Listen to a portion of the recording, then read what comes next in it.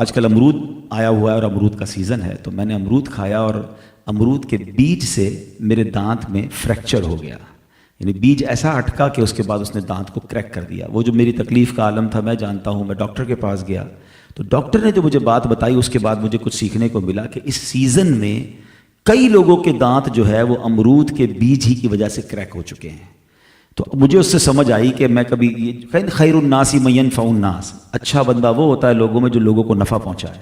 तो मुझे एक एक्सपीरियंस हुआ, तो मैं मशवरा दूंगा अमरूद खाएं, जब भी खाएं। अब तो मैंने भी कोशिश करनी शुरू कर दी कि उसके बीज निकाल लिया करें, कि वो बीज इस कदर सख्त होता है। और कुछ खास किस्म के शायद अमरूद होते होंगे जिसका बीज इतना सख्त होता होगा कि मुझे डॉक्टर ने बताया कि इस पिछले 3-4 महीनों में कई केस आए कि दांत के फ्रैक्चर हो गए, और फिर जो तकलीफ होती है आपको पता है। तो बहरहाल मैं फिर उसके बाद मेरा वो दांत का पीस अलग हुआ, उसके बाद मैं डॉक्टर के पास फिलिंग करवाने गया। तो उन्होंने जब मुझे मेरा मुंह खोल कर वो काम कर रहे थे तो वो बार बार कह रहे थे कि ज़रा बड़ा मुंह खोलें, पूरा मुंह खोलें। मैं अपनी ट्राई कर रहा था, आखिरकार शायद उनको सब्र नहीं आया तो उन्होंने मेरे मुंह में एक पीस रखा जिससे मेरा मुंह जो है वो ज़्यादा खुल सके। आप यकीन करें शायद 5-7 मिनट 8 मिनट उन्होंने ये काम किया होगा, मगर उसमें मुझे लग पता गया जो तकलीफ़ मुझे हुई, जो मेरा सांस रुकने लगा।